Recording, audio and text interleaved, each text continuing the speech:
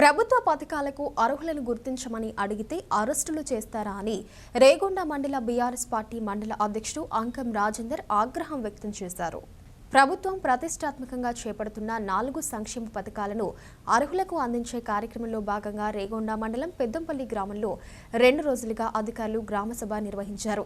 కాగా ఈ గ్రామసభలో అర్హులైన పేదవారిని గుర్తించాలని బీఆర్ఎస్ నాయకులు అధికారులను ప్రశ్నించారు. కాగా వీరిని పోలీసులు అదుపులోకి తీసుకుని వదిలేశారు. ఈ క్రమంలో శుక్రవారం రేగొండ మండల కేంద్రంలో బీఆర్ఎస్ మండల అధ్యక్షుడు అంకం రాజేందర్ నాయకులతో కలిసి మీడియా సమావేశం నిర్వహించారు.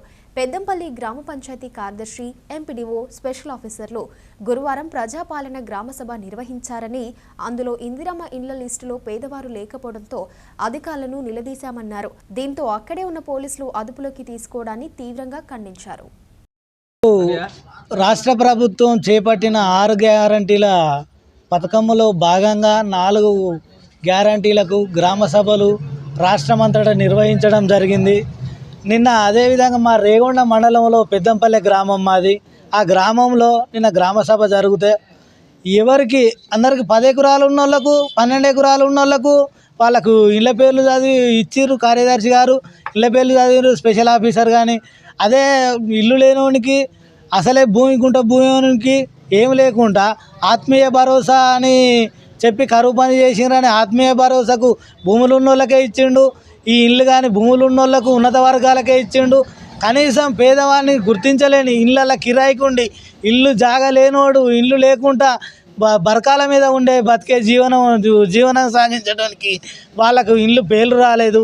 అదే పేర్లు రాలేదు అని ఎందుకని నిన్న మేము గ్రామ సభలో ప్రశ్నించి అడిగితే ఏమన్నారు కదా, ఇది మళ్ళీ లిస్ట్ ఇస్తాం, మళ్ళీ లిస్టు వచ్చినాక మేము చేస్తాం అది ఇది అని. అంటే ఫస్టే మీరు ప్రజాపాలనలో భాగంగా ప్రజాపాలనలో భాగంగా మేము అప్లికేషన్ ఇచ్చింది పోయిన సంవత్సరం ప్రభుత్వం అధికారంలోకి వచ్చినాక. ప్రజాపాలనలో భాగంగా ప్రతి ఒక్కరూ ప్రజాపాలన అప్లికేషన్ ఇచ్చిర్రు.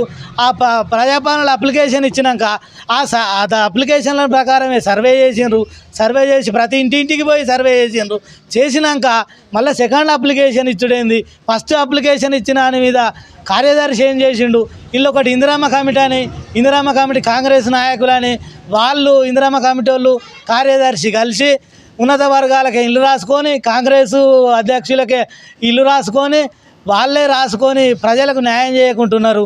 అందుకోసమని నిన్న మేము అడిగితే గ్రామసభ సరే ఇవాళ కాదు రేపు పెడతామని కార్యదర్శి గారు మాకు చెప్పిండు.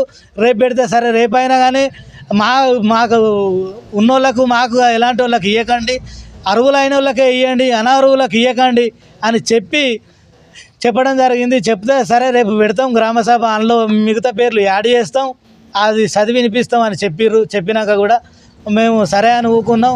ఈరోజు దుర్మార్గమైనది ఏంటిదంటే గ్రామసభ ఇంకో 10 నిమిషాలు పావుగంటలో స్టార్ట్ అవుతుంది అనగా పోలీసు వాళ్ళు వచ్చి అరెస్ట్ చేసి మమ్మల్ని పోలీస్ స్టేషన్కు తీసుకొని పోవడం జరిగింది. ఆడ గ్రామసభ జరుగుతుంది కదా సార్, మరి గ్రామసభలోకి ఇలా జరుగుతుంది, మమ్మల్ని ఎందుకు అరెస్ట్ చేస్తాను మరి ఏంది అని మేము అడిగితే చెప్తాం అనుకుంటా ఫోన్లు తీసుకొని మాకేం చెప్పకుండా ఆడ గ్రామసభ అయిపోయేదాకా మమ్మల్ని పోలీస్ స్టేషన్లో అరెస్ట్ చేసి ఉంచి తర్వాత గ్రామసభ అయిపోయిన వాళ్ళ ఇష్టానురాజ్యంగా చేసి నిన్న అయితే ఎలాంటి పేర్లు చదివినరో అదే పేర్లు చదువుకొని మళ్ళీ ఇష్టానురాజ్యంగా ఏఎస్ఐ గారిని ఆడబెట్టి ఇద్దరు కానిస్టేబుల్ని ఆడబెట్టి వీళ్ళు మమ్మల్ని ఈడబెట్టి గ్రామసభ